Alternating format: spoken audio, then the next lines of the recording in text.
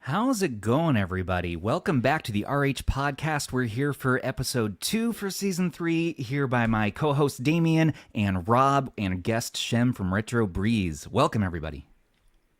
Hello. Hey, guys.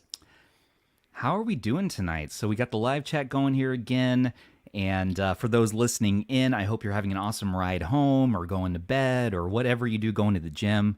We're here to talk about a few different topics tonight. Mainly this GPD DualScreen Clamshell news. What in the world? Windows 11 handheld mode. What is that? And also, what's our thoughts on this PowKiddy X28? So without further ado, let's dive right into it and share the news, the things, and all the haps. Okay, so PowKiddy X28. Guys, what do we think about this? What's our thoughts? I feel like it's kind of why. well, I mean, it's a T618 again. Yeah, so we have that, and it looks kind of ergonomic. I kind of dig that. I put an order in for one, so we will see. Really? Yeah, we will see. I as well have one on the way, for better or for worse. I mean, I'm more excited for the X55 myself, just because it's more rounded, and I think that might be more ergonomic, but a lot of people are saying that the X28 is kind of like a more comfortable Win 600 sort of look. Yeah, it does have a Win 600 look. I was thinking that myself. It's kind of interesting. Yeah, I think so too. I think if you look at the photo of it from the top, and you can see like the shape of the back and the grips, it looks pretty nice. I'm just not sure how well that's going to go with the sharper edges. Yeah, I agree. But it definitely looks neat. Yeah, I mean, the speakers, what's up with these sort of, is that like the white, is that where the speakers are? I don't know, is that... I believe so, yes. Is that the Wi-Fi? Does it have double Wi-Fi? Yeah, Does it have Wi-Fi? It's got the Wi-Fi bar. That's what we need to know. I like to think that one of them is like an LED for volume, and the other is an LED for Wi-Fi signal that's like constantly... That would be that. I would buy it for that. I'm not gonna lie. You buy that for that's the reality. Yeah. Yeah. I'm disappointed there's no PowKiddy logo on it. I mean, I miss the little guy. He's just not making an appearance anymore. The brand worked subtly on me. Over time, I craved the little guy. Who is that guy? What's his name, anyways? PowKiddy, does your mascot have a name? Has to. Well, I asked them for one of the little figures, and they just said the mascot is no longer available, which I thought was a bit ominous. So I'm not sure what he did. I took matters into my own hands, and it's not a figure, but it's the next best thing. What? You made a sticker? Yeah. Did you buy that, or did you make that? Oh yeah. I got a whole bunch of them too. Rencho says there's a logo on the back. Is there? If one were to look. Oh man, this is cool. We have these comments that can show up on screen here. Hey everybody, how's it going? Talking about this device though, just to get us back on track. I'm a little bit allergic to the T618, and me too. I have been ever since the what was it? The Retroid Pocket 3 Plus was the first one, right? Yeah. Because well, no, that was the X18. Oh, X18S. That's right. Yeah. Oh, yeah. Right. Yeah. Yeah. PowKiddy started it. PowKiddy's gonna finish it. Right. I'm gonna finish it. Because the thing is that I've been playing the Arcade 2023 over the last week, and which is Right here. Yeah, it's a little nifty. It's a nifty little device. I like it a lot. Mm-hmm. Yeah. And it canes Dreamcast. It's brilliant for Dreamcast, and it's really good for N64 and whatever. And the T618 doesn't really bring any tangible improvement to that, right? Like, it's substantially more powerful, but realistically, and I also said this when the Retroid Pocket 3 Plus launched, I don't think that it's just not that impressive compared to what's already out there, in my opinion. Yeah.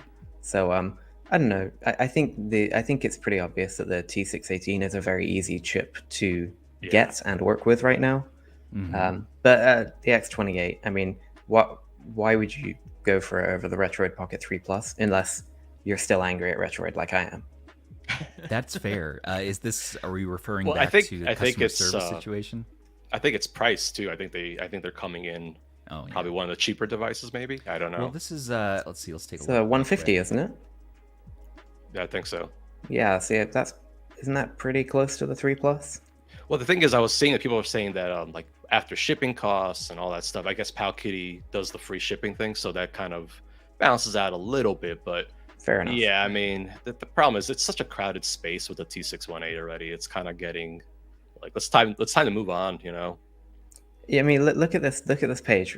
GameCube. It's not necessarily that true.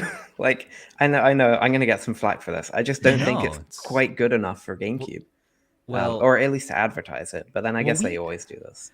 We all know what the T618 can do. I mean, how many handhelds have we all of our YouTube channels now tested out from this line? Like, I mean, I think I said it last week. I'm getting so bored of it. I just want something different. 3326 all over again.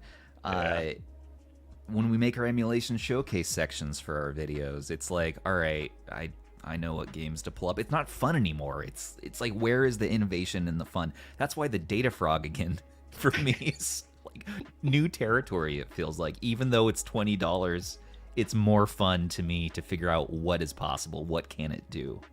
So I never thought I'd hear you, Stubbs, hearkening for the days of the old like LDKs and Bit Boys. Yeah, I know, and Jay DeWitt's was saying that the Data Frog has the same chip in it as the BitBoy. I think the BitBoy 3.5 or something.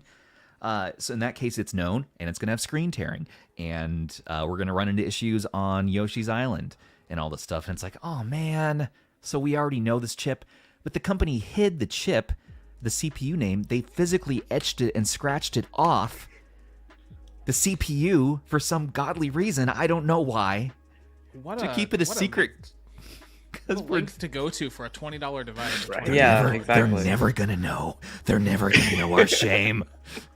You have to go deeper. I mean, did they just find a bin with these things in it or something? Like, I guess, or like there's some shady back alley deal happening, and they just need to cover their footprints, so they need to hide the CPU. I mean, okay. At least it has an IPS screen. And same thing here with the X28, has an IPS touchscreen, 5.5 inches. So I know Aish on our channel here was saying that he wants to get one specifically because it has a good-looking 5.5 inch screen. And for him, that beats out some of these other handhelds. I guess it's the, is it the largest screen with a T618, I guess? That might be so. 5.5? That might be so. Yeah. So, yeah. Yeah. And it's 720p. So that's another selling point potentially, for somebody. I mean, yeah. Every time PowKiddy comes out with something, I really want it to be like the device that defines like their new successful era. It's always just like when the X18S came out, it's like nope, not quite. Like they were first to the punch with the chip, and they tried 3 times with that thing. It's ridiculous. I don't know why. I want them to do good, but they haven't yet. At least not. Well, a little bit. Yeah, I think PowKiddy is weird because I think they have some really good devices, right? Like the RGB 10 Pro, like it's still one of my favorites. I think the RK 2023 is nice. It's rough around the edges, but it's fun. Yeah, I'm coming around to that one. For yeah. sure. That's what I'm liking more for some reason. I think because custom firmware is starting to happen in that community spirit. I think anytime the community spirit's engaged, that's when these handhelds go next level. Every single time. Yeah, I think that on the other side though, PowKiddy has made some absolutely pure garbage handhelds. Right. And the issue I think is that every time they do one with an open source firmware, it's pretty good, and every time they go back to their proprietary, it's pretty bad. So I think that's why the RK 2023 and the X55 are probably going to be long-term popular devices because of that custom firmware. I agree. I really like the Arcade 2023. It's pretty solid. I'm actually grown to like it. It's kind of weird. Yeah. It's super fun. I've really enjoyed playing it. And it kind of reignited the same feeling I got when I got the RGB 10 Pro, which was my first kind of handheld in this space. I've just been playing it like this is just so much fun. Like I don't care that it's kind of mine came with 2X buttons. That's all I'm gonna say. Instead of an X and a Y. But even so, it's just super fun, and I like it. So I don't know, maybe the X28 will surprise us and be interesting.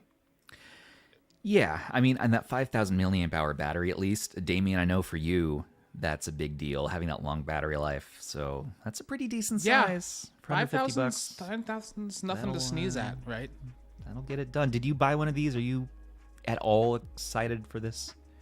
I am not touching a 5.5-inch 720p screen device from PowKiddy until we make sure it doesn't have the X18S screen in it. Otherwise, well, speaking of the X18S screen, apparently the X18S screen was a 5.5 inch. Okay. Yeah. So thank you. They're probably reusing the same screen then. Yeah. Yeah. Maybe. Arrow Ruse here in our chat. Yeah. In which case, I don't know. If you really don't like clamshells and you need a 5.5 inch screen, maybe the X28's for you. Now, PowKiddy was trying to create a little bit of hype around this because it was on pre-sale. Then they took it off pre-sale, but as of today, it's back on pre-sale. So they're opening up the orders again. So even right now, I think, you can buy it right now. Comes in one color SKU, just the black. Mm-hmm. So, yeah, and going back to the 2023, it's grown on me, but with coupons, you can get it down to like $70, which is pretty cool. I mean, that's a much more appropriate price point. Because I got it when it first dropped, and it was like $90-something. And I'm like, really? It hurt me. It hurt. It definitely hurt. Yeah. Because without Wi-Fi at $90, ouch. Without Wi-Fi at $60 to $70, okay. I mean, I'm going to treat it like a Miyoo Mini. I think at that like $60, $70 price point, it starts to become a little more interesting, because I mean, in terms of power, it's probably the most powerful device at that price point. So, it's kind of becomes a little more compelling. I just can't believe they paid to add that RK 2023 to the screen. I can't believe they paid for that. They wanted you to know that the RK brand is back. I love it. It's so cheesy. It's How so to bad. date your product. I enjoy it, but actually, it looks like a 2 prototype. years, it's gonna look really weird. All right, well, it's a time-limited device. Speaking that will of shut time, down on January 1st. Speaking of time limited, I'm going to move our 15-minute conversation on this to the next topic. The Miyoo Mini Plus is now, as of today, available on Amazon. That's great for people who want it now, who have been having a hard time fetching it off AliExpress or even a dropshipper site, or you're waiting for your Keep Retro order, your Go Game Geek order, and it still hasn't arrived. Hop on Amazon. It's $87. The link's in our description right now. Supports the channel and all that good stuff, but it is a bit upcharged. But you will get it within what? Less than a week. Not Prime. Yeah, but that's pretty good. I'm looking at it. I'm looking at it now. It says about 10 days. So that's not bad. So this is probably... Oh, it is on Prime, Oh, yes. right? Yeah, you're right. Free Prime delivery. It's Okay, just not. yeah, It's not that's 2-day okay. Prime. That's all. Yeah, okay. It's Yeah. 5-day Prime. Which I know a lot of people really like. Just being able to return it easily. You get the. I want it customer today. support. I want it today or tomorrow. I want it overnight by I've 11 used a.m. same day delivery. It's kind of nice. The local warehouse needs to just truck it over to his house, like They- an Amazon Prime Now or something. Why doesn't Amazon just make my house the local just delivery point warehouse for Miyoo Mini Pluses? I mean, that's where we're going anyways. So that's fine. They can put it in my attic. Okay, moving right along to other stuff. The 405M Black Seraph is going to make custom firmware for it. Yes, that's right. We're going to get custom firmware. We're going to get possible lineage on this. This is really freaking cool. But he's starting out with creating a boot enabler. Do any of you nerds on the stream know what the heck he's talking about? What does this mean for us? What's a boot enabler? Well, it's probably going to be a way, or a method in which you can boot custom firmware, right? So That's I'm step guessing it one. comes from the Yeah. fact that the bootloader is locked on the T618, right? Correct. So Yes. so this is most likely just like He said another it's- method to boot it. He said it's unbreakable. And when I said nerds, I meant our panel of nerds, not you fine folks watching. Although I hope you're nerds as well. I mean that in the most affectionate way. No, that's good to know. So Black Seraph said now there's a recovery package available for it, so you can't brick your device, which is great. Immediately we said, all right, what custom firmware is happening? And then the next day, boom, this SD card, the boot enabler. I want to try to understand it. I'm just not there, so thank you. I'm glad we have someone knowledgeable on the stream here. Is there anything else, Shem, that we should know about this that might be fun or exciting or titillating? Well, I have built LineageOS for a couple of devices in the past, and it's not that difficult. So I think we'll see it sooner rather than later. Yeah, for sure. There's got to be somebody. I mean, I'm not saying I'm particularly knowledgeable, but there are No, you people are. way smarter than me who will get it done quick. So Not yeah, today, I would there say aren't. it's pretty good. The fact that Black Seraph is working on it, that's that's all we're I gonna need to see know. something. Yeah, Yeah, we're gonna right. definitely see something. When Yeah. when I see him post anything about any Yeah. device at all, I just know eventually it's going to have this awesome custom firmware, and people are going to be talking about it, and I'm going to be enjoying it. So this makes me excited. It makes an already, in my opinion, great device even better. Yeah, and actually, I think that Team Pandora just made a really relevant comment yeah, I just which looked at that was- too. Yep. about this should work for similar chips, or I would say similar devices. So other devices with the T618, this has the potential to unlock more, potential for them as well. So good stuff. That's yeah, absolutely.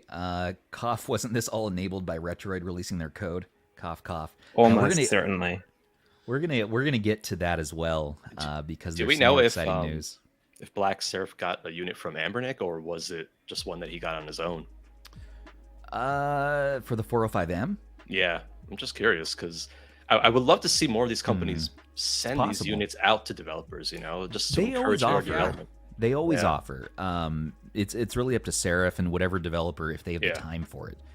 Because sometimes there's that pressure of accepting a device, even for a course. review, and it's like, okay, now pressure's on, get some content out. But I don't know. Well, we can definitely ask him and find out.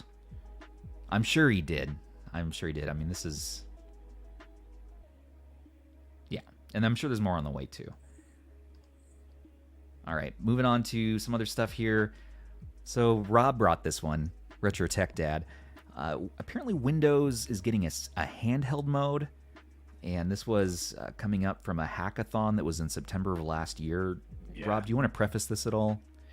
Yeah, so I guess it just surfaced very recently, and it turns out that I guess it was reported incorrectly that Microsoft was actually working on a handheld mode for Windows 11, Yeah. but it turns out that it was just a project, and Microsoft at this time doesn't seem to have any interest in it.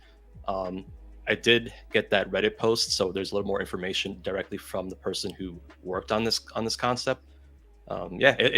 from watching the video, it looked really cool. Like what they were trying to do with this, they were really sitting back and thinking about how can you make the experience better on Windows 11 for a handheld device. And I really like what they were trying to do with that. I would love to see that fleshed out, honestly. Mhm. Yeah, I work for a company that does a lot of hackathons. Like every few months, we do a huge hackathon, That's and cool. and there are so many features and stuff that comes together in like a week or two. They're so polished and so amazing. I would give this a 0 out of 10 in terms of this is actually going to happen anytime soon. Really? Yeah. Well, they're Yeah. using it looks here they're using an Aya Neo to demonstrate this, right? Yeah, so somebody in the company has an Aya Neo, thought it would be cool, whipped up a UI.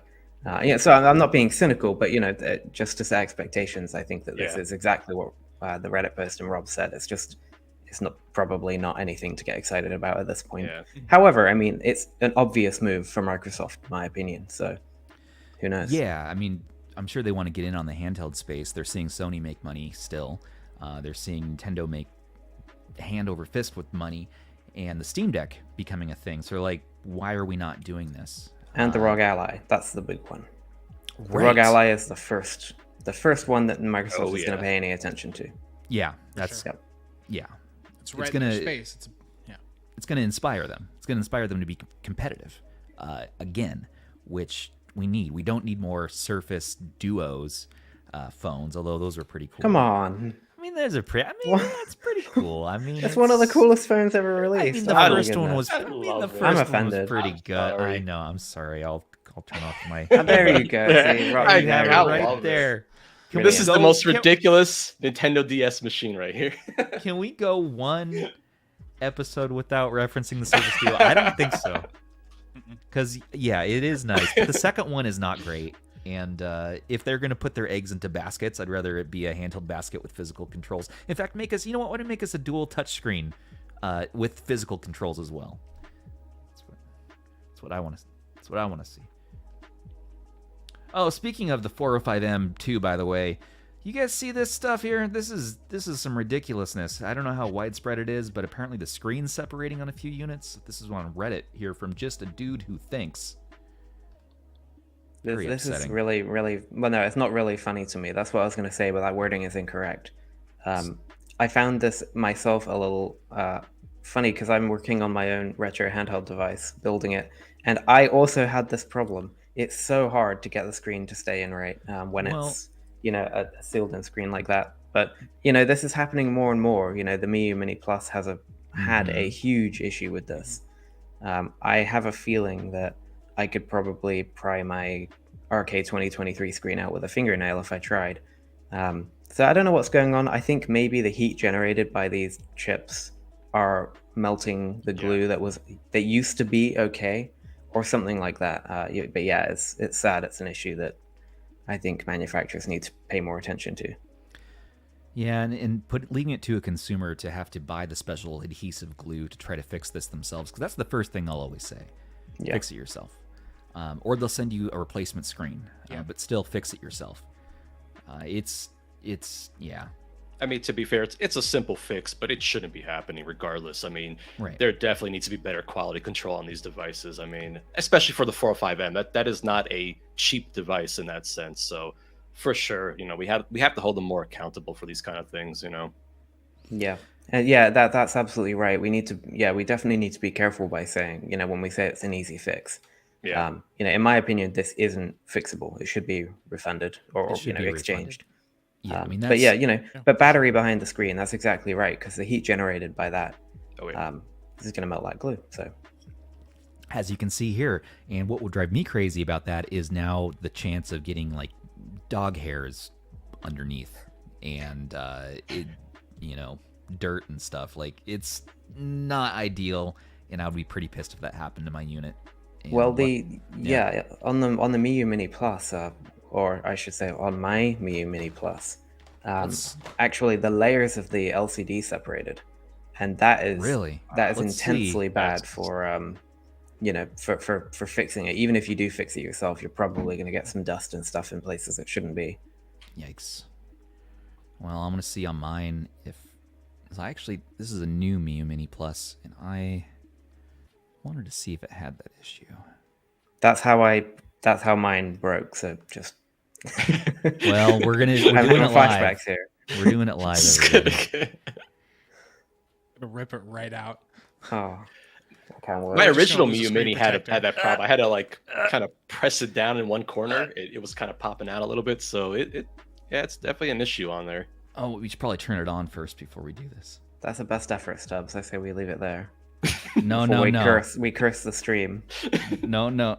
Oh no. Oh. No, just kidding, guys. That's the screen protector. That's the screen protector. It seems to be fine, this unit. So, yeah, it's good. You know what's cool about this is that now I'm going to use it because it actually has Onion OS. The new beta supports it, so I'm going to actually use it now and make a video because the stock experience is fine, but I want my onions.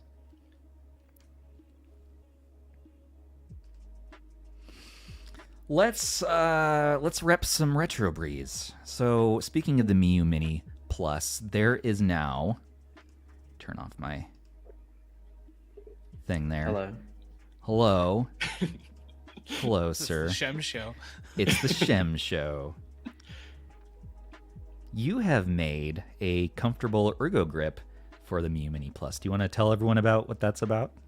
Yeah, sure. So, yeah, I'll cover this more when I do a full review of the Miyoo Mini Plus, but as much as I like it, it does have some comfort issues in my opinion, especially when you play for a long time. And especially keeping your grip when you're playing something intense like, Street Fighter or something like that. And I just knocked up a design. I do 3D design in my spare time anyway. And yeah, I just made this grip that I think is really comfortable. I think it improves the design. Not improves the design, improves the ergonomics. I based it actually on the Nintendo Switch Joy-Con connector, Nice. which has this kind of cylindrical thing. But mine has flat on the bottom, so it's easier to print. But yeah, I'm selling them. I wish I could sell them for less shipping cost, but it is what it is. Yeah, if you're interested, check them out. Well, and if one wanted to get one, we would go to your Etsy store, right? Yes, that's right. And I will also say that these come out of the printer and then they take a substantial amount of hand carving to get rid of all the rough edges and the nicks. So I worked pretty hard on them. So yeah, if you get one, let me know what you think of it. And if you have any problems. These are gorgeous. Oh, look at that. Look at that. The purple's pink one. awesome. The I love the purple. Yeah. It's actually transparent as well, so you can So shine a cool. flashlight Really? through it. Yeah. Really? Yeah, it's pretty cool. What? I forgot to put I the want sticker that on one. that one. I need to buy this one. Now that I have my purple Mini Yeah, Plus. it's cool. Just to address a unfair comment from Team Pandori. Doesn't Breeze play one-handed? Not on the Miyoo Mini Plus, my friend. As much as I've tried. I would love to. Alas, that time is over until the brick or something else comes out. I love you guys. We're having Team Pandori Emu Chicken on the it's gonna be podcast good. pretty soon. So Cool, I would tune in for sure. along with Wicked Gamer at the same time, it's going to be. Russ tells me it's going to be a wild time. And Yeah, we better be sounds like prepared. it. So that should be fun. J-Lash says he can play one-handed. Well, J-Lash, good for you, man. Woohoo for you. Congrats on the giant. Wow. We're all gonna go home. We're just dads out here trying to hustle, just hanging out, and you're over there just slinging one-handed mode RPGs. I bet though. I bet you're not playing Yeah, Street it's Fighter. I RPG. bet you're It's playing. probably Pokemon. I bet you're playing RPGs. I wish I could pull you on the stage right now. Let's duke this out. One-handed mode. Come on, nobody can do one-handed mode for real. Unless You don't can do have it kids, slowly, Then you can. But you could. Sorry, J-Lash. Got love. Team Pandora says quack quack. I just gotta say that Shem was an inspiration for me to actually get my own 3D printer, and I started to dabble with that as well. And it's hard. Yeah, I could see why a lot of people stay away from it, but I've been printing out random shells and all sorts of stuff just to have fun with it. But yeah, it's cool. It's cool. Yeah, actually, I got home from my holiday day before yesterday, and I started the next batch of these, and it broke on the first one. Like I had to replace a part on the printer, so it's not for the faint of heart. But Yeah. it's fun though, and I think the grips are they're pretty okay. So. Well, I definitely am going to be picking one of those up. I have not picked up really any accessories for the Miyoo Mini Plus yet, so I want to start collecting those to make big accessory video. It'd be fun. Good idea. Do you have them in stock now? Can I buy one now? Yes, actually, the new batch went up today. Yeah, earlier today, and Nice. all 3 colors I think are in stock, Ooh. and Yeah. so they will ship within 2 weeks of this, Order but as a usually it's a gift. lot. I can add Usually gift it's a lot quicker I than can add that. a gift message for free. Can you print? Hi, Stubbs. I think you're really nice. I love you. I wish we could go on a holiday together. Now, I recently heard that you were on holiday. Where'd you go? What'd you do? Tell us all about it. I went back to my hometown in the south of England just to chill with the fam, and yeah, it was nice. It's a coastal town. Nice. In Dorset, which it was really good. Played some Arcade 2023 in my downtime, so all good. That's fun. Do you see any angry seagulls? Oh yeah, for sure. I saw some Razer bills. Those are pretty cool. What are They're those? basically penguins. So you're What? like just chilling, and there's a penguin over there, and it turns out it's a Razer bill. Razor bill penguin. Well, it's not actually a penguin, but it looks like one. Oh my god. Yeah, they're just chilling. Wait, are crazy. these the ones from Star Wars that are on like that island where they filmed episodes 7 and 8? Isn't that in Ireland? Is that in I Ireland? have no idea. I don't know. Oh, wait, are you not a Star Wars fan?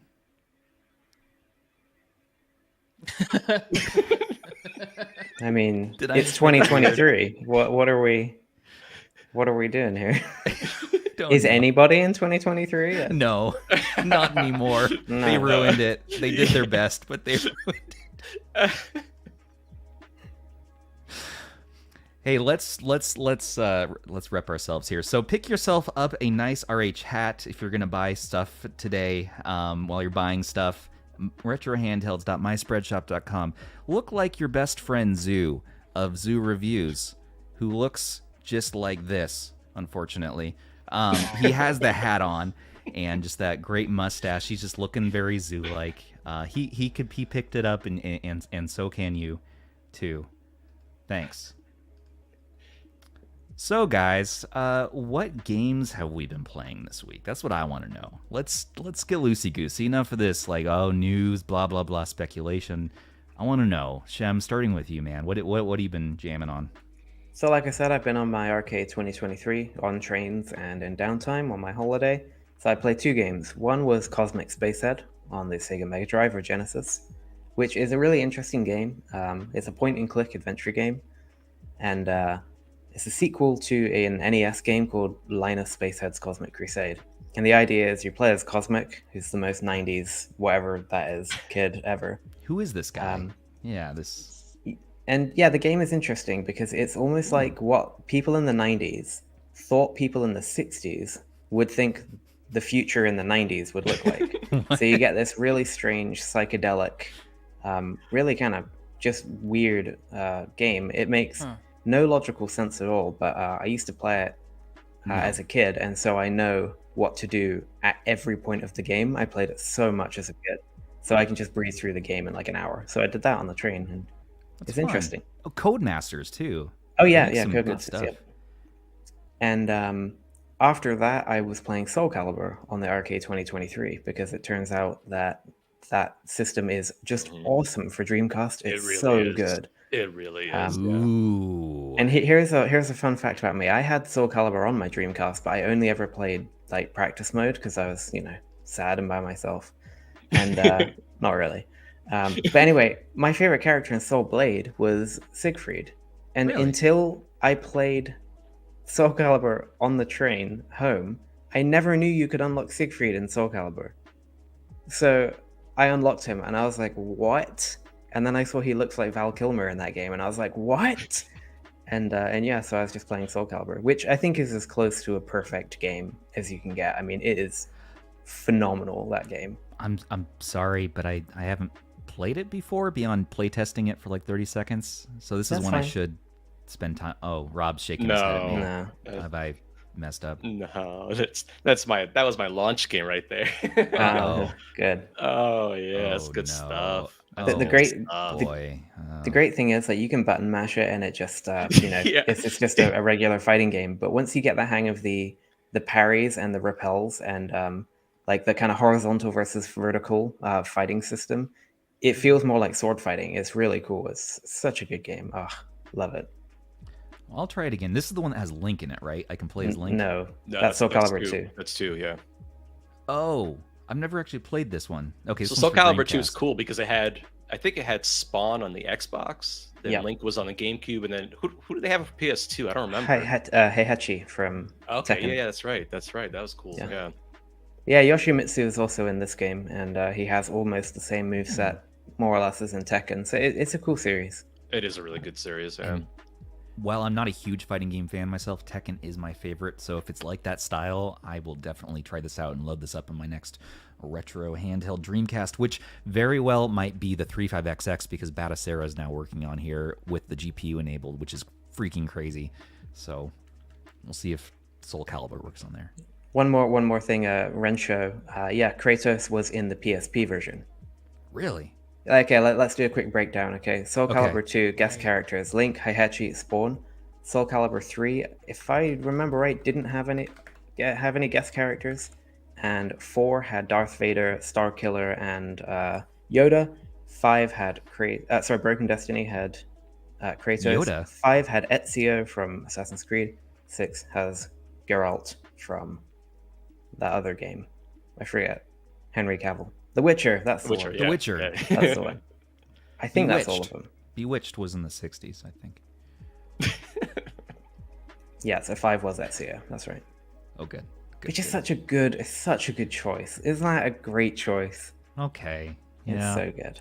And it holds up so well too. Like that's the thing. You know, you play the original on Dreamcast, and it's like the graphics are great, gameplay Yeah. is satisfying. It's just a good package all around. Yeah. It's 60 a big- FPS with some of the best graphics on Dreamcast. It's Seriously. unbelievable. at launch too. I mean, Yeah. really, like it's just yeah. Oh, yeah. 6 also had 2B. Yeah, that's right. Oh, that's cool. Yeah. I don't know what you guys are talking about.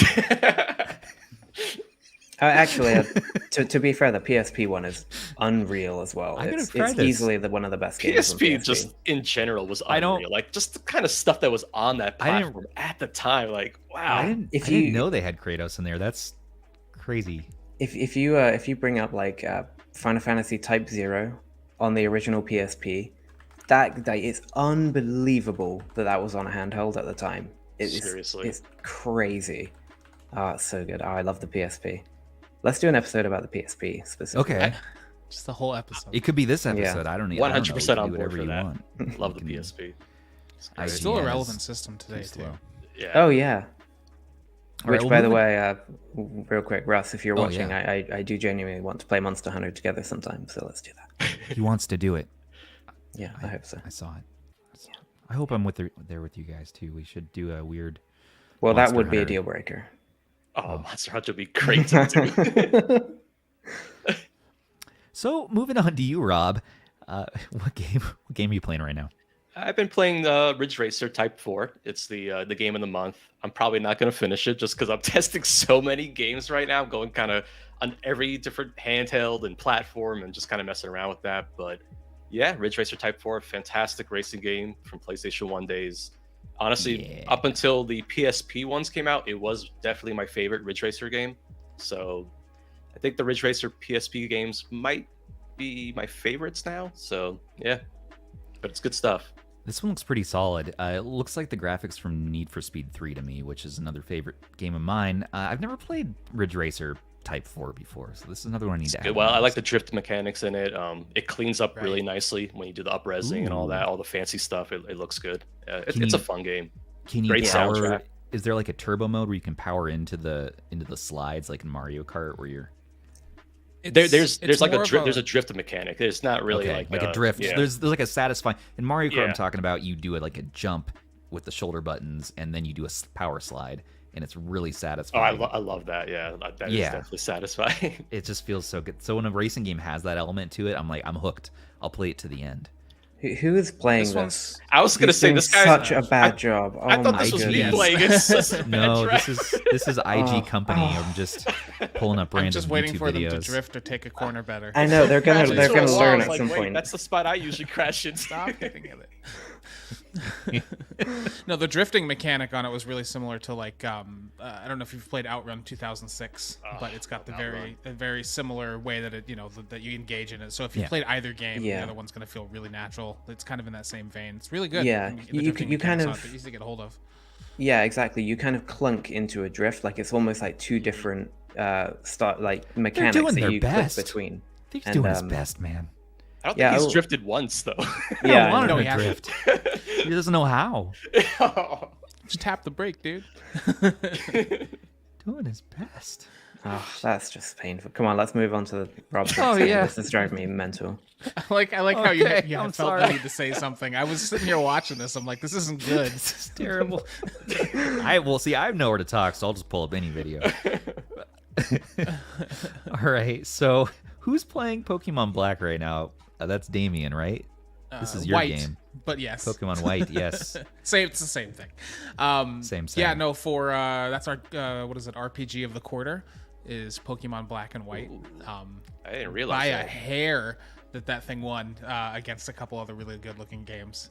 So I've been enjoying this one. I'm taking my time with it. I haven't played a Pokemon game since Blue and Red and Yellow back in Really? what, the late 90s, early Late 2000s. 90s. Yeah, I mean, Yep. I mean, I played like Pokemon Snap on the N64 as a kid and or whatever preteen, and we played the one of the trading card games for the Game Boy Color as Game of the Month a few months back. But outside of that, I haven't played any Pokemon games since that was a really big deal for me when I was like in middle school. So it's been kind of fun just jumping in, Going like, through. the fifth series, or was it fifth gen? Is supposed to be really easy to get into. It's designed for people who maybe haven't played it before, so it was the perfect reboot for me to just dive in. Like, I know everything from the old stuff, but I don't feel like I have to remember anything if I don't need to.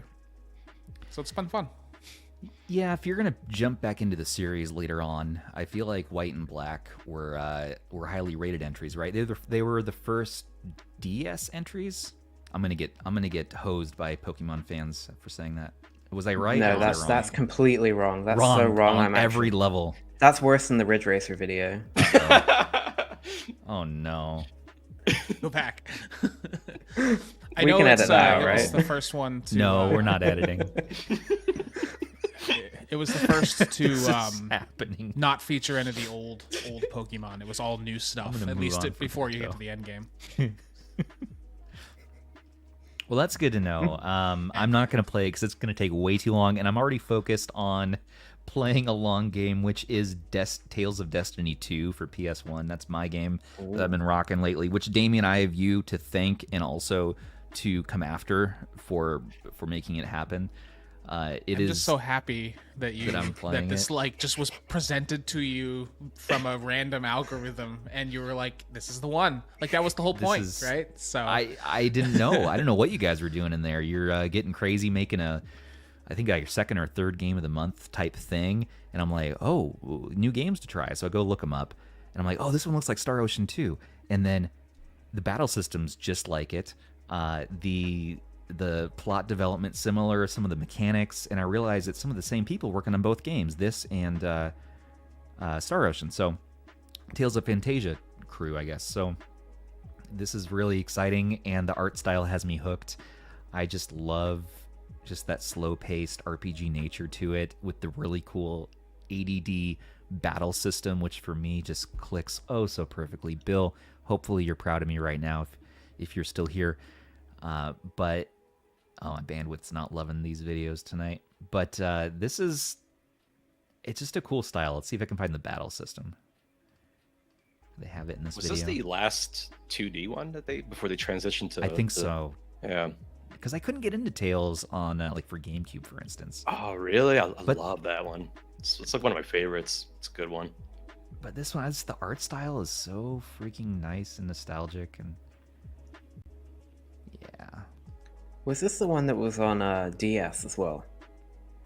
Did it It's get a on port to DS? DS? I don't Yeah, think I don't know or- if it got a port. It got a No. PSP port. Oh, uh, oh yeah, PSP. Yeah, like a European PSP, correct. PSP port. yeah, good stuff. Tales of is always solid. It's Yeah. just you need to sink, Mm. 10,000 hours into each one to get to the end. But that's fine sometimes. Yeah, and I feel like that's okay. I don't know if I'll finish it anytime soon. I'm still working through Star Ocean for Game Boy Color, Blue Sphere from like last year Sphere. that I promised everybody that I would finish by the end of the year, and here I am 6 months later, and it's no. As I get older, I play less and less RPGs. It's just, I love the genre, but I can't. The time sink, it's just so hard, Yeah, I know. Mm. Yeah.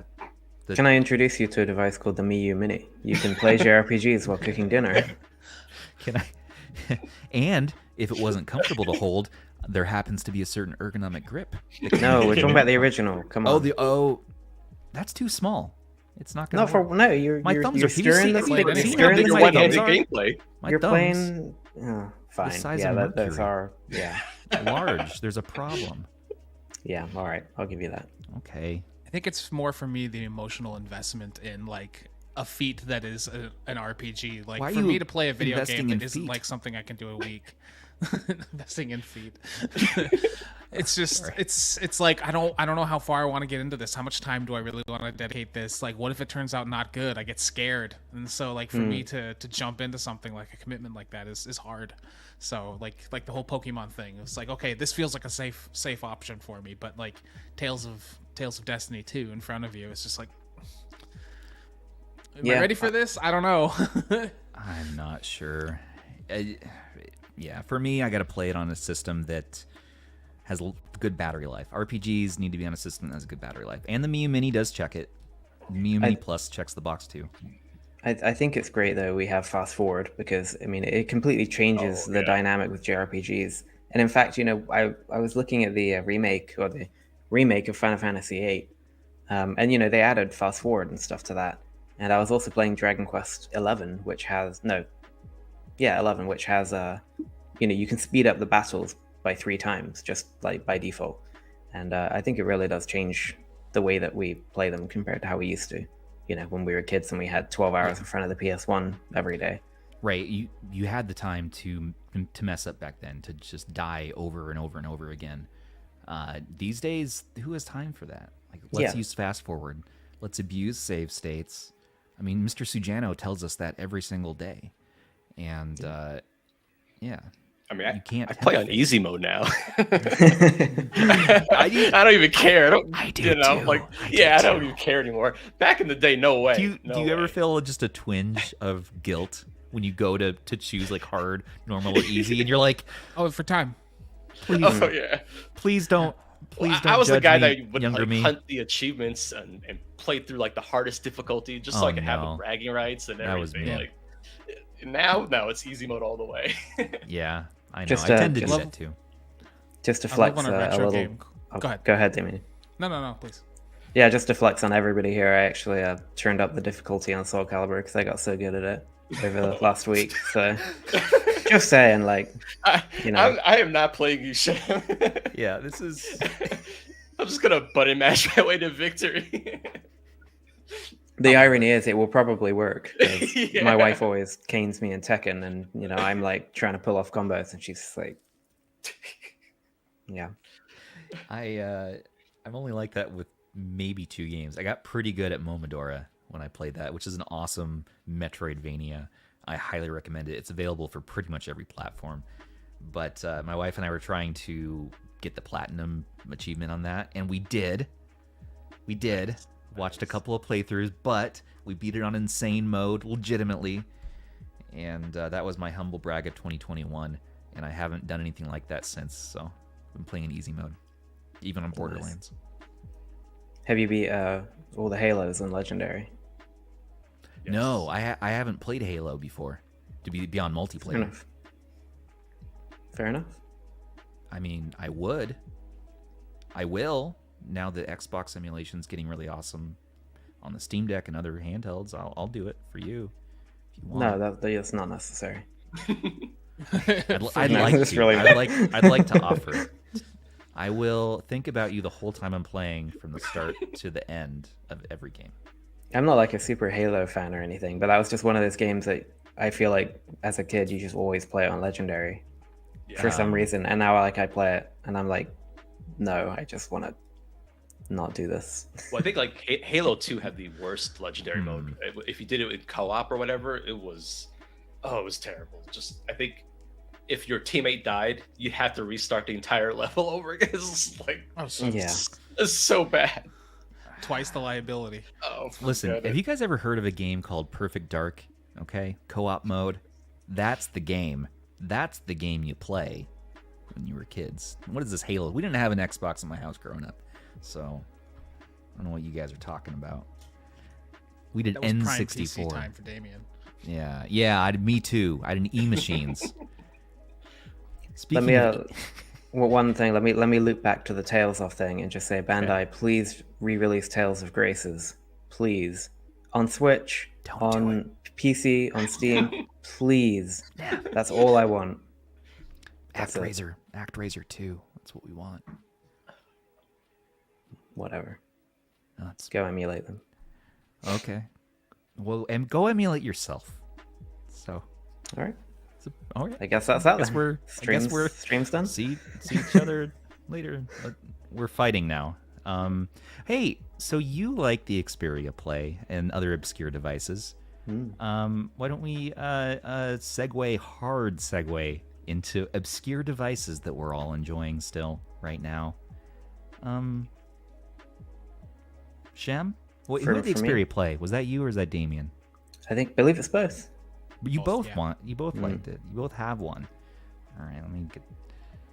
Oh, you have one with you. Oh, show that thing off on camera. What do we got there? This thing got operated on live on this channel too, sometime back.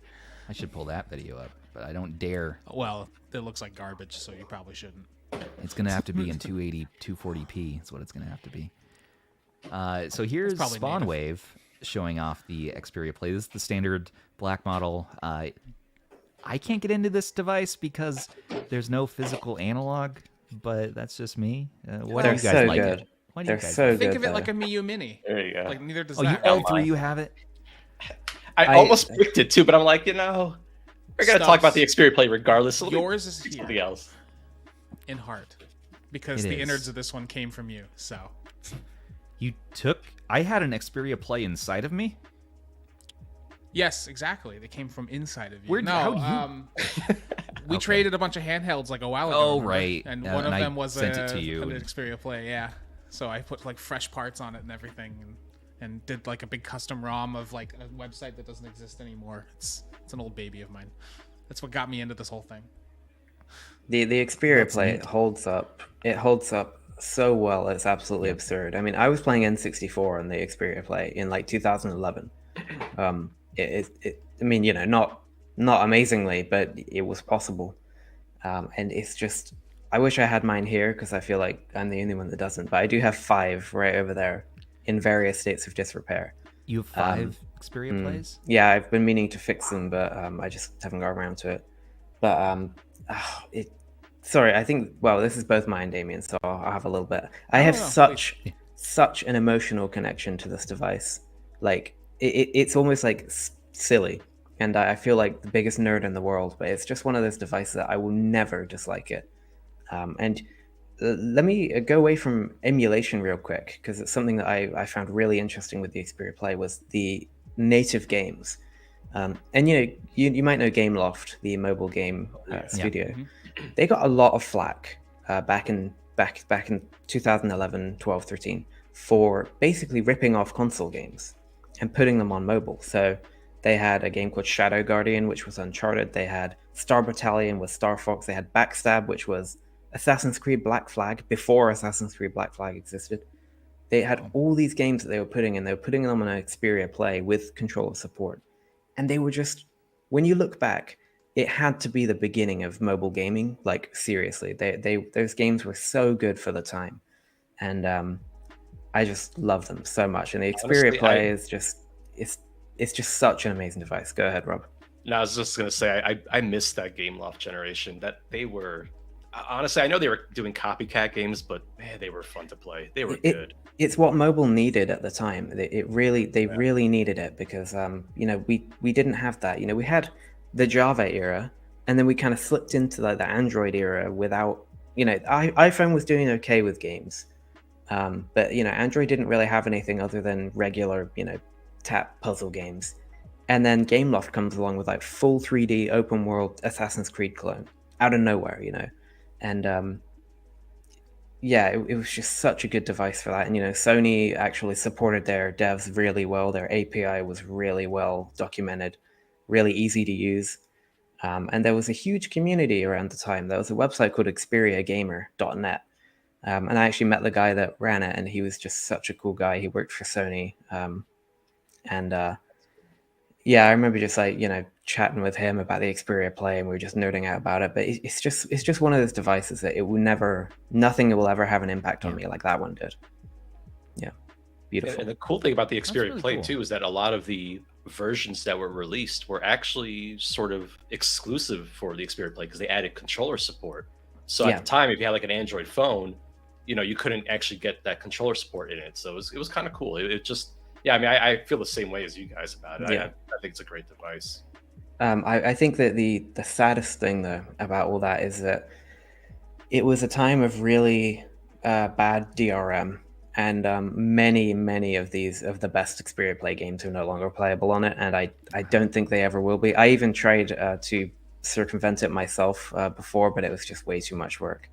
But you can still play Shadow Guardian, which is an Uncharted clone, which is it's a fun little game.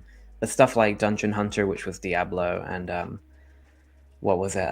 Nova, which was Halo. Like all those are kind of gone, which is just such a tragedy. But maybe one day somebody will bring it back. Who knows? I'll send one to Yeah. Black Seraph.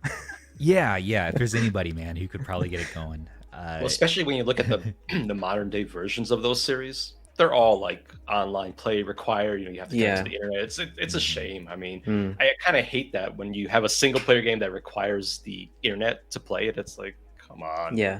Well, it's interesting. I'll go over this super quick. The DRM in those old Gameloft games works like this. It says, here's the game. Okay, you run the game. Do we have the data package installed? If it's no, it reaches out to the server and downloads it.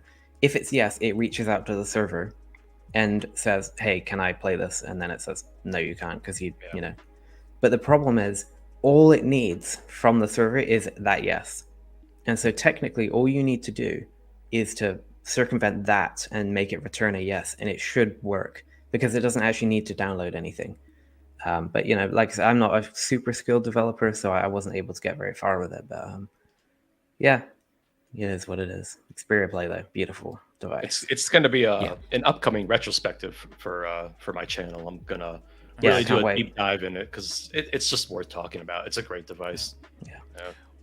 We're definitely kind of over the cliff of like being able to get one at a reasonable price. Like they're starting to go up. The parts are very hard to find. I have a spare ribbon cable that I bought 3 years ago, because I just knew that they were getting harder to find, and that's the part that breaks all the time. But it's still forever one of my favorites. It's a little tiny Android that's about the size of, when you put it down, like a Miyoo Mini or something like that. It just goes right in your pocket.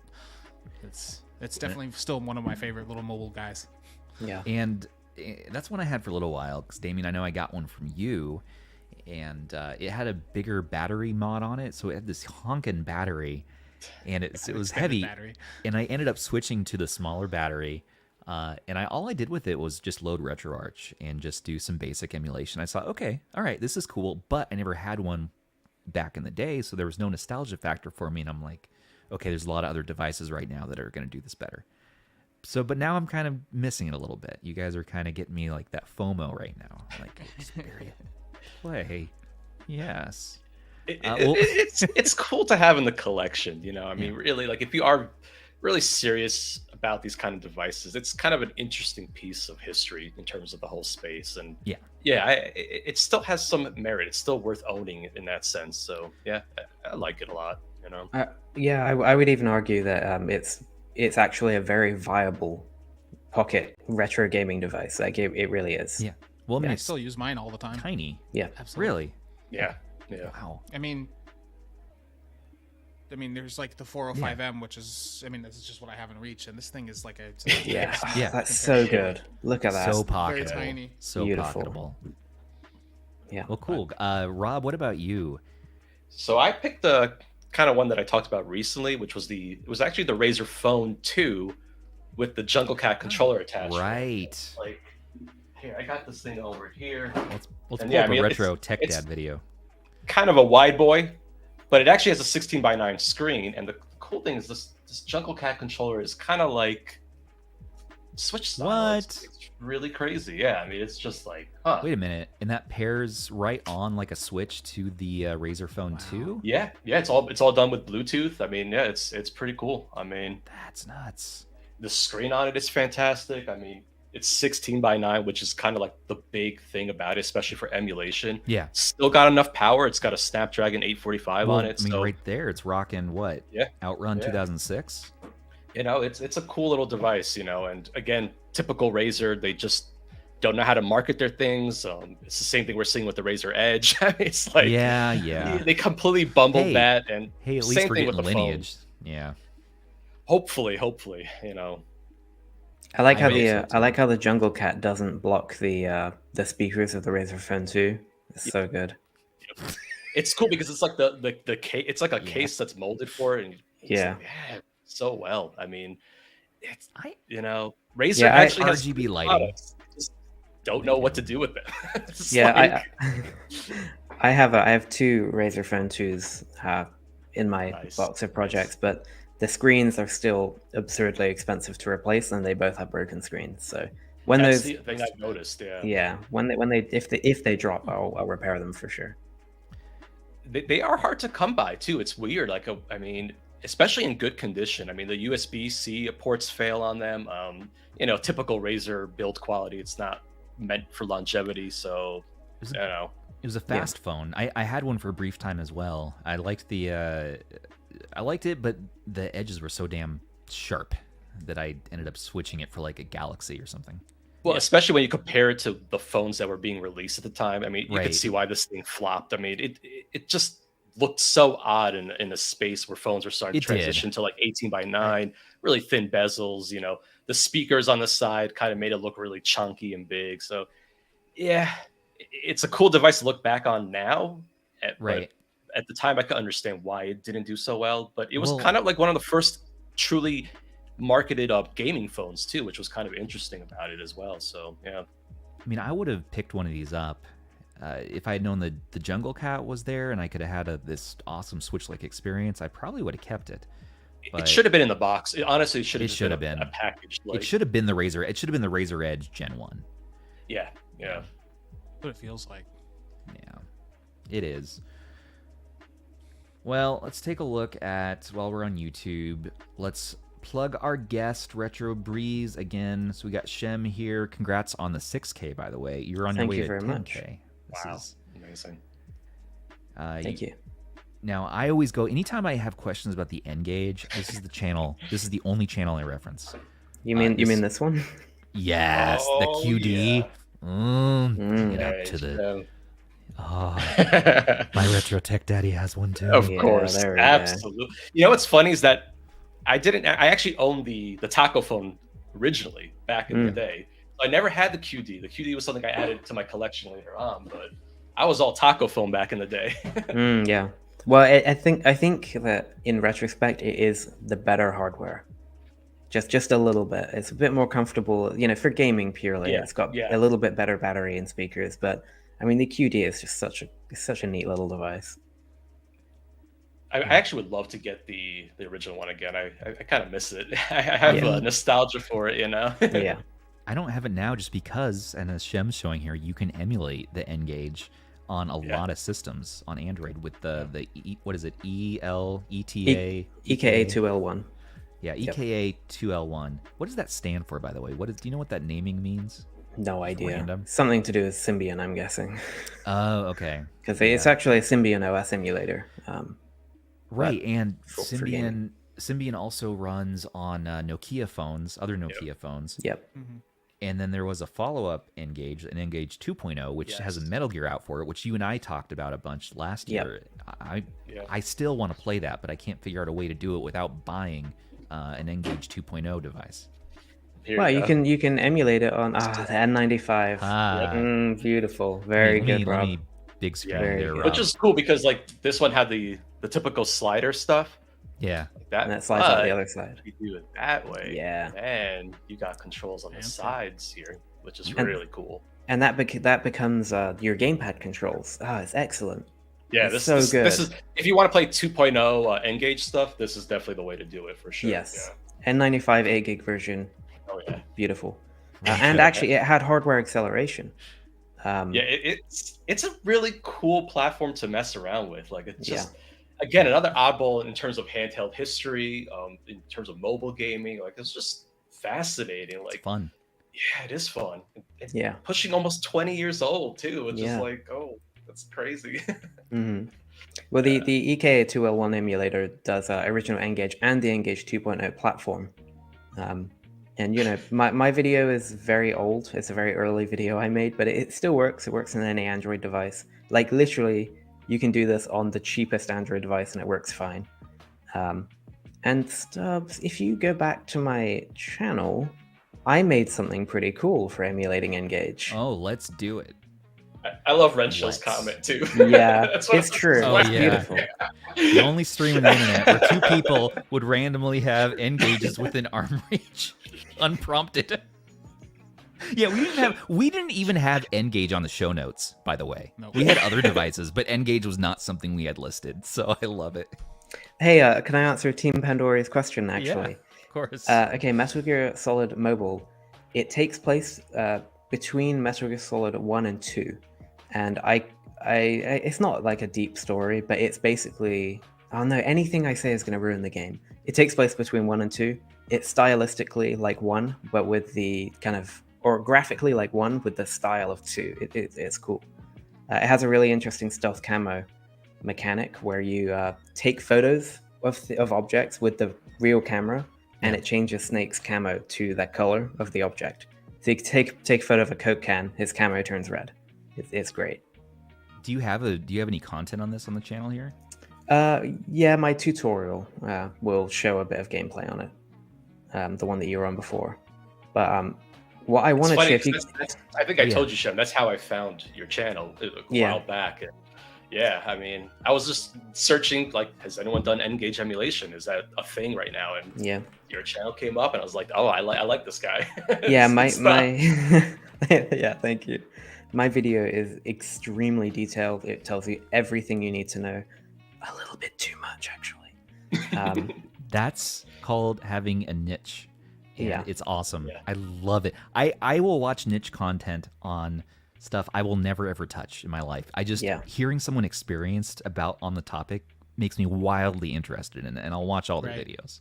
I wish I had we got a question from Tonhum about Elder Scrolls on N-gage. Yes, they did have an Elder Scrolls game. A full 3D open world RPG on your phone in 2003. Like, that is unbelievable. Mm-hmm. This thing was competing with the Game Boy Advance. Right. Yeah, that's right. It's just phenomenal. It's crazy because I was a supporter of the N-gage. I actually owned one when it launched, like a few weeks after, because they were doing a lot of promos on it. And like, how did Nokia mess this up? I mean, I was playing Tony Hawk's Pro Skater, Tomb Raider on a mobile device in 2003. It's like, and it's the only place to play a PS1 style SSX or Red Faction game. That's the coolest thing. Red Faction blast too. Red Faction is actually blowing up walls and stuff. It's so good. Okay, so actually, so I wanted to say I've actually built a gamepad specifically for emulating N-gage games, because when you go to emulate N-gage, the problem is the controls, right? N-gage has 19 buttons that are used in every single game. Many games, especially the SSX, uses every single button on the keypad to do different tricks. It's ridiculous. So it's impossible to play with a standard gamepad or, God forbid, a touchscreen. Actually, in this case, touch is probably better. But on my channel, I have a short which will show you my N-gage gamepad, which I built from the ground up. It runs using an ESP32, Bluetooth, rechargeable, and it has all the buttons you need to play N-gage games. And I am planning to open source the parts and the design and the code. If you go to the Shorts tab, Stubbs, you'll see it. Yes, I want to see this. Yep, there you go. The second one. There, right there. It's really cool. And, I've been following that. I love That's that. a neat little thing. And it works. You madman! Perfect. What have you done? And I'm pretty proud of it. I do have one problem though. I really wanted to actually show it on the stream, but actually, the tolerances for the buttons are so small that over time they've just shrunk like a fraction, and so the buttons are sticking. So I can't show you it on stream, but yeah, it's actually easy to make. I'm going to have a full tutorial on how to build your own. It's all going to be open source. It costs like $15 to build. It's good stuff. This is crazy, dude. If I do say so myself.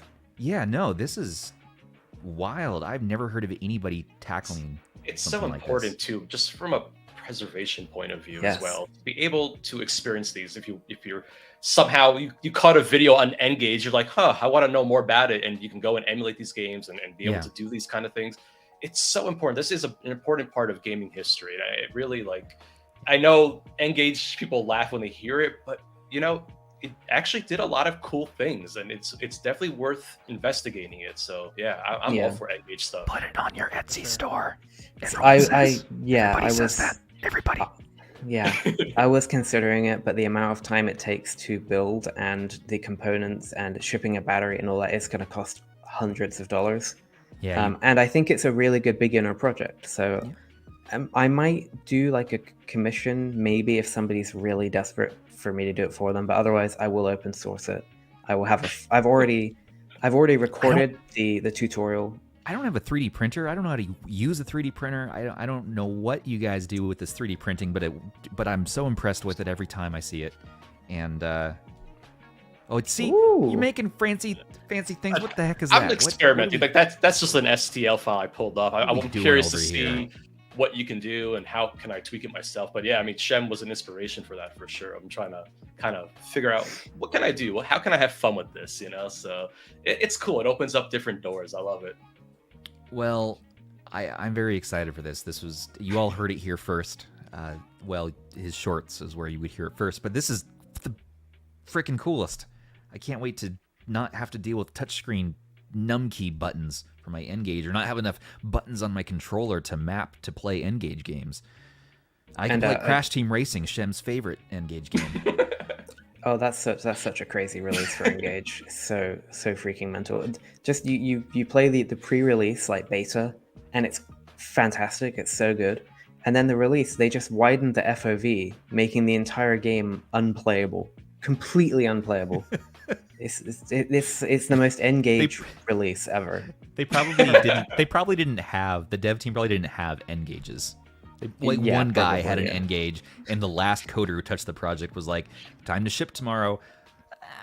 Just in case, we better do this." And then he just went about his life. Yeah. So I will say, like, my last point on the N-gage is that the N-gage hardware itself is the limiting factor on N-gage games. And there are some absolutely phenomenal games on N-gage, like Pathway to Glory. The Colin McRae Rally is just brilliant. And, some really interesting exclusives as well. Like somebody mentioned Rift's Promise of Power. What was it called? The little Diablo-style one. Gameloft had exclusives as well. Actually, I think that was probably some of their earlier works was working with the N-gage. Yeah, that's right. Yeah, Asphalt was on there. Asphalt, yeah. I mean, they were doing a lot of cool stuff on there as well. So yeah. And it's really, really, really worth your time if you're interested in old obscure stuff to just knock up the emulator, give it a go. It's a bit more work than a standard emulator, but it's good. And they just released NetPlay, so. What? Pretty awesome. Or local? No, it's local multiplayer, but it works over private VPN, so you can do NetPlay. Brilliant. So, in Elder Scrolls, for example, you can all be walking around the same open world on different maps and run into each other. Like in 2003 on your phone. This is crazy. This is I can't beautiful. handle this It's so anymore. good. I'm upset. I can't recover. The world wasn't ready for it. We really weren't. It's not. Speaking of the world, what the world wasn't ready for. Are you ready for this? The CNC PSP Go by Slystral made one of these for Damien, and Damien, right? That's your favorite device right now. My other slider that's also a favorite of mine. Is that the Yeah, it's version that beautiful. has the big battery on it? big old fat battery on there? I think it's like a 4,500 milliamp battery in there with like a 3D printed back on it. He So did another again, version that had like 9,000 milliamp hour, right? Or something crazy. Yeah, it was I think an 8,000 in there. Yeah, which like it it's was just like brick. this honking brick. He's carrying around like, hello, this is my PSP Go. When I got mine, he was like, I can do the 8,000. I think I have everything I need for it. And I was like, I think that's just too much, buddy. This thing already goes 4 or 5 days of just me playing games on it with on vacation and stuff. I think I'm good. I mean, because the original had like a 960 something milliamp battery in it, so like the 4,500 is already huge. So it plays PSP games natively in a little tiny pocket thing. So, and plus all the other systems mostly all right. Yeah, I mean, and it has the little nubbin for me, so I like having the analog stick for PSP. So I like this over the Xperia Play, for instance. Still not one that I really got into, again, because maybe I didn't have it back in the day, but I love the novelty of it. I love that it's sort of a clamshell, and that it's branded by Sony, and that it has a pretty thriving custom firmware scene, too. So people still seem to use this and enjoy it in 2023. Rob's retrospective is coming. These? I hope so. Slystral? I hope still so. putting these together? We'll have to ask him. We need to know, and we will know. Now, the one that I'm excited about, though, this was mine that I picked for tonight, the R-Zone. Remember the R-Zone from the 90s? I do remember the R-Zone. I had one too, buddy. I had one as well. Yeah, unfortunately. You guys all had an R-Zone? The controller went missing like immediately, so the headband piece just became a prop for when we were like kids with imagination. It's like, I'm a cyborg, here's my costume. So I thought this was the coolest thing. I think I had a Street Fighter game or something for it, and like a battle tank game. But I remember walking around my grandma's kitchen and her like asking me stuff, and I'm like, I'm way too cool, right? I'm way too cool in Cyberpunk to answer my grandma's question right now. I'm freaking battling tanks in virtual reality. This was the original VR dream for me. Screw the virtual boy, man. Get the R-Zone. Actually, it's more like, Mom, I want an R-Zone. Mom, I want a virtual boy. And Mom says, oh, this is the virtual boy we have at home, sort of meme is the R-Zone. But you gotta watch the classic game room videos on anything R-Zone related. They are on point. They're hilarious. I mean, John Riggs showed one off here that playing it at least in 2021. Are those tilt switches for the face buttons? Yes. Oh my goodness. It did have tilt switches. I thought the N-gage was weird. No, there's nothing good to say about this thing at all. And it's just, all it is, you guys remember those Tiger handhelds that were just pre-lit up LCDs? Yeah. All it is that, but shaded in red over your eye. Like, that's... And they obviously made it red because of the Virtual Boy at the time. I mean, because it came out in '95, I think, right? The same time as the Virtual Boy. So Grandma walked in thinking she's picking up a Virtual Boy, and instead she came out with the R-Zone. We got the R-Zone. Now, I'm going to share this tab. Let's say that I started obsessing about the R-Zone again because I have sort of nostalgia brain bugging me that's like, but if you get the R-Zone, you will complete your childhood collection, and therefore it will unlock a memory in your brain that will give you an everlasting hit of dopamine of grandmother's cookies. Just the 90s, just all the things going on. Spending $60 now will immediately teleport me back to that place. Is this true? This is a fact, right? This is just how the science works. I wish I could say yes, Stubbs. Jurassic Park Lost World, $65? No. You're gonna get some like half-functioning headband that smells like somebody else's sweaty head. Oh, dude, you can get it brand new though.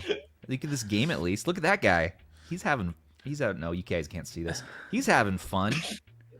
Daytona USA. Now I'm listening though. Yeah, the cartridges. Daytona USA is so good.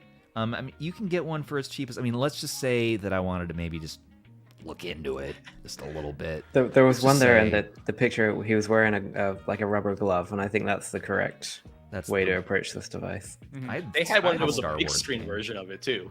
They had like a They had a really big screen? great. Yeah, they had There's they had a variations of it. Like that's wanna what's buy so it now. I don't wanna crazy about auction it. I'm like, Yeah. who was buying this?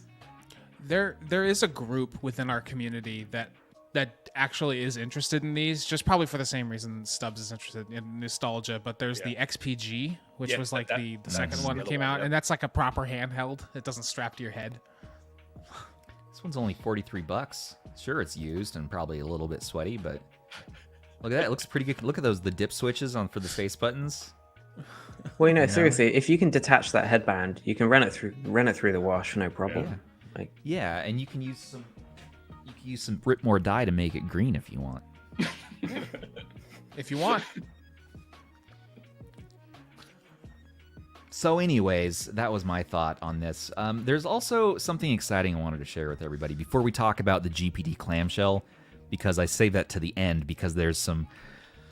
We're not sure if it's real, and that's fine, but we're going to talk about it anyways. It is the fact that Retroid Pocket 2 Plus has now gotten Lineage. The first custom firmware. Yes, it's a couple of years now. Turtle's been working on behind the scenes. Everyone was asking, where's the 2 Plus? Where's the 2 Plus Lineage ROM? And people say, well, we don't need it because the stock is so damn good. But what if you want a clean ROM, you want to not have any Retroid stuff, but you want to still have like the Retroid tool case, toolbox, and some of those stock apps you can install by choice? Well, public beta is out right now for a new copy of LineageOS that is not only for the 2 Plus, but Turtle just let me know during this stream that it's available for the 3 now, and we're going to get that uploaded. So RP3, RP2 Plus now have a custom firmware running Android 12. excellent. The 2 Plus is one of those devices I think will be relevant. Not relevant, but it will be awesome forever. It's just such a cool little device. It's funny because I offloaded my Retroid Pocket 3 and kept the 2 Plus because just again I like the form factor of it. I like just there's a lot of good things about it. So yeah. Yep. Absolutely. I still enjoy mine. There's the watermelon matching that sweet, sweet watermelon So flip good. color. So good. So good. So good. Stubbs, do you still have that green one with the custom shell on it? That Or was was so it the Oh, it was like the shell from the 2? you know, I 2 Plus or almost something like that? uploaded that to the stream to share that. I'm gonna, you know what? I'm gonna do it anyways while we're here. It takes like 1 second. Just remember seeing that thing like and being jealous every time. and then that I'm a sucker the green, for There we go. parodies. Yeah. Yeah. So this is a render, by the way, by Scott. So good. And it's the So Kiwi. great. It's the Kiwi Retroid Pocket Flip, and I wish I could have it. I want it so badly. I'm still stoked for the Retroid Pocket Flip. Yeah, it's a T618, but I think there's going to be some X factor about it. Maybe it's those weird nubbins you're getting with it. Something about it I hope clicks for me that makes it different. I think the flip. I'm still mad at Retroid for the 3 and 3 Plus situation. Yeah. So I'm not doing the flip, but I think after that I might be ready to re-engage that relationship. Open your heart. But yeah, the flip looks cool. But I'm one of those people. I'm not super interested in a clamshell. So Well, somebody turn off his microphone. Actually, remove him from the stream. Okay, he's gone. All right. So, unfortunately, you have to like clamshells to be on this podcast. I don't know what to say. I don't know what else. No, I'm just kidding. But we like Shem. And you know what? The PSP Go and the Xperia Play count, as far as I'm concerned. I'll let it slide this time. So Well, I'm sorry, everyone really who in the not stream clamshells, but who's it's cool. disappointed in me. very Hopefully Retroid moves on from the T618 though. That's I'm ready for them to move on from that. Honestly, that's what Yes. I'm waiting for. Me too. Clam boy. Yeah, J-Lash, the Clam Boys. We're the Clam Boys. Okay, guys, let's finish things out tonight with talking about this ridiculous. What is this? GPD made a clamshell that is dual screen. Actually, has real dual screen. Where's my render here from Aish? Yeah. I'll take handhelds that don't exist for $200. You don't think it's gonna happen? basically. No, not at all. No way. No. I ran it by But I some sources, and they're like, "Yeah, that's definitely fake." No, really? Yeah, they're like, "No, it's not happening." But everyone was talking about it. Where'd they get the source from? Like, okay, let me go to our Discord. Let's track this rumor down, shall we? Let's remove this. Because I think Hold I this think up. I think Sony was WWD30. He shared it with the GPD Discord, and yeah, they are. Where'd they some find of it? the higher ups there are like, We have a "Nah, channel this is, for this it." is fake. This is fake. It could be that they're just denying it too, but I mean, I want I to mean, track the source. Oh, The Cadence, target audience for this Cadence, is what have so you done? small. I think they're focusing Where'd on this the come from? what is it, the Win Mini right now. Oh, That's Roland. kind of like their next big thing. Like I feel like everybody would get, anybody could get a Win Mini and use it. This What are you showing dual us? screen thing, I feel like it's like This is the source. The source. Piece of paper. I guess someone's Roland backside. thought it might have some relevance, anyways. But I guess they printed a sheet of paper that maybe was a patent drawing entered by somebody. Maybe. I'm I mean, I don't see any patent information. I guess this is Is just a anyone gonna mock-up someone point out printed the, out. The rumpus. yeah, Yeah, the the booty rumpus? shot bear. Oh, oh no! We're gonna get canceled now. I thought that was a bag. Size I didn't know that comparison. was Oh no! I need to get off that picture now. Sorry, everybody.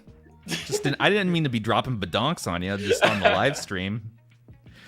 I feel like we're a couple weeks late to an April Fool's joke. Oh, Cadence. Yeah, I know. It's a real rumor. It's true. It's in our rumor mill. It's an appropriate topic for our Discord's rumor mill. Thank you. But everyone sort of piled on and said, well, what are we going to do with this? And now, after seeing so much flurry, I'm like, it's got to be real. I mean, people are posting pictures.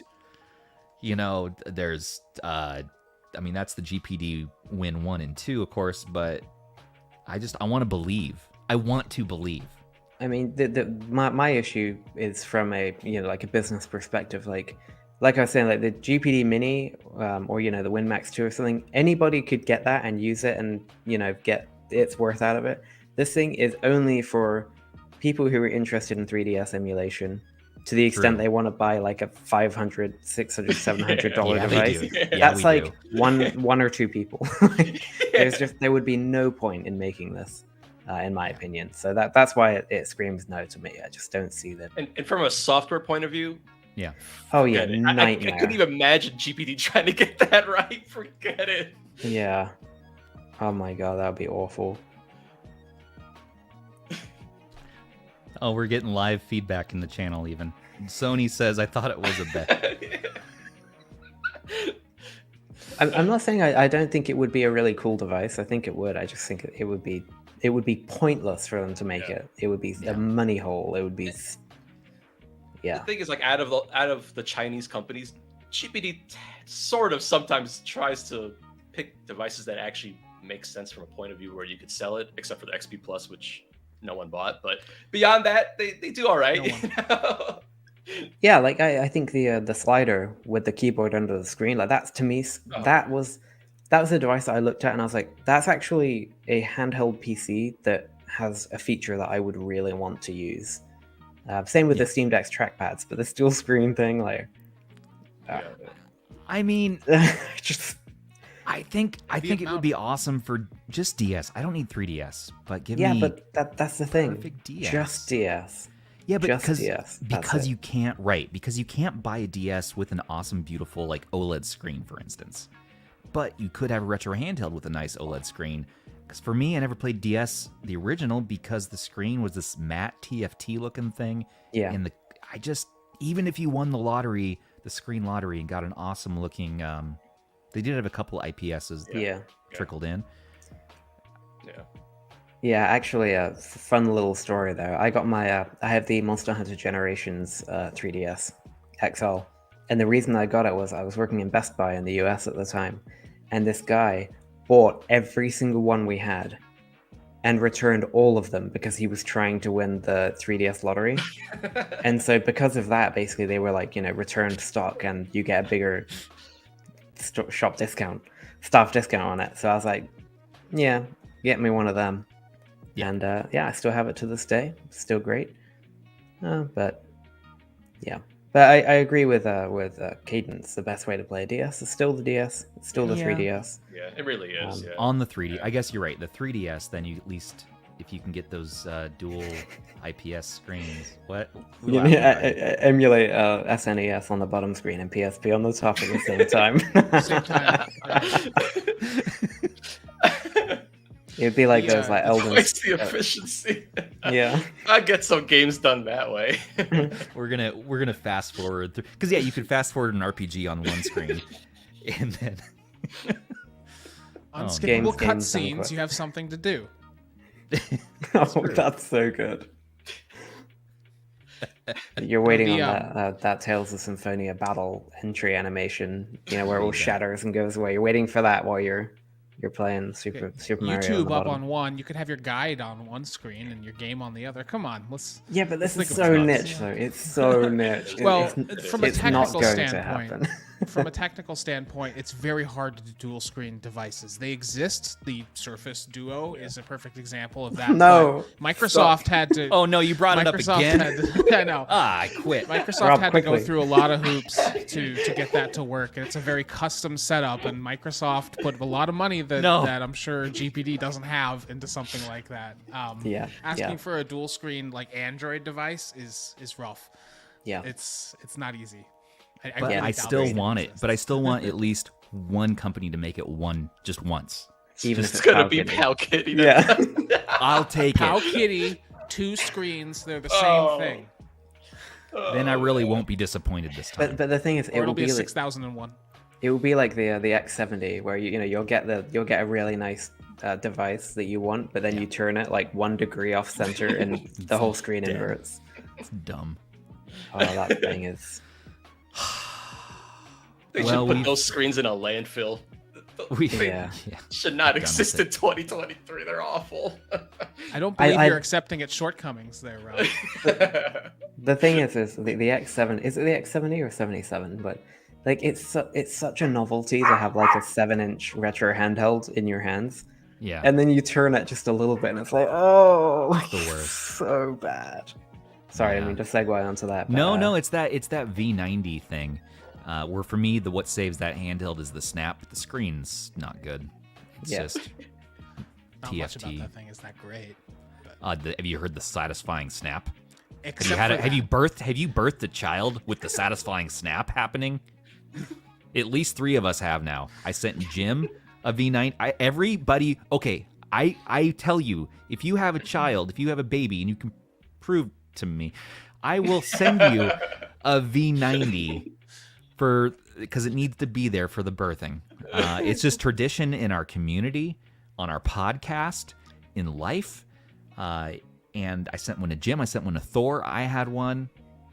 We have the special bond now through this cheap piece of crap plastic that will bind us forever. I think we were talking about the V90. It really is the perfect. Sorry, I went somewhere there. The birth V90. It always gets brought up. It does, and we always get the red color because that way, if you get a little out. splatter, it's Stubbs.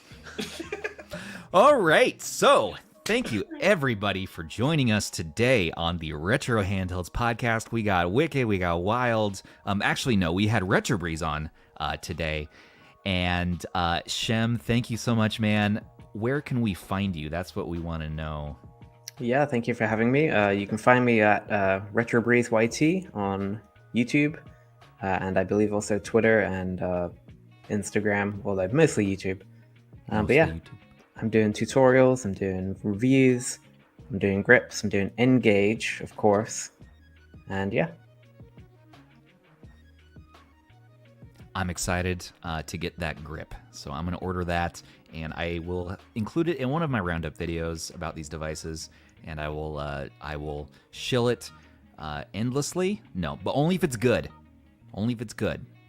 Actually, Is it fun good? fact: I've had one person say it worked perfectly on their 35XX, and one person say with a small mod it worked on the V90. So, Oh. in case you want any more, Universal grip. I don't actually Yep. own a V90 right now. I need to buy another one. I guess I need to have after another all child. that, oh my goodness. Hmm. Our viewers had to sit through that 10-minute tirade, and you don't even have one. That's unbelievable. Not right now, anyways. I will though. I rotate through handhelds, and I get the same ones back in different colors. And Yeah, I get I you. have, I I do have a the same Thumby thing, right yeah. now that's teal. I have it because it's teal, actually. How do you like that? I've looked at it so many times, and I'm like, what am Well, I gonna do with it? yeah. So it's on Amazon. It's $30, and you can return it if you don't like it. So I mean, There you go. and Yeah. it plays Tetris. It has a couple little games on there, and it's tiny, and it's not just a gimmick. It's a little gimmick. So it's $30. It was a device when I purchased. I knew that I would probably never play, but it was Yeah, cheap enough when I backed it when it was It's coming a out. Where I was like, novelty. this is just in my like It has why not range. It has an OLED screen, which is crazy. I just did guess- that with black and the white. Pocket Go as well.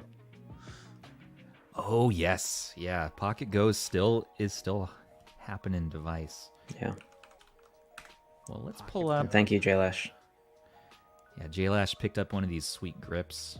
So one more plug on the grip. All right, everybody. Well, thank you again for joining us. This is something that we're doing every few weeks. We got our recurring cast here, and as well as a guest. So this again is sort of the pivot from the RH News back into the podcast. It's all kind of mashing together now, but we're having fun and we're doing it live. If you have any questions for us or want to show off maybe some merch, maybe Ergo grip you got, feel free to send it in on our Discord, and I'm happy to feature it on the show. I love the audience interaction. It's been a lot of fun tonight. Guys, any final words? Words of wisdom? Thoughts? I think I the like data frogs are N-gage. coming in. Data Frog, what'd you say? I said I think people have been getting their data frogs. Yeah, I can't wait. I'm gonna do an unboxing probably within 10 minutes of receiving that. I will just drop whatever else I'm doing in my life. Doesn't matter Hold my what call. it is. The frog has arrived. Oh my- I'm sick all of a sudden. The frog is here. We're gonna see just how bad this thing is, and I can't wait.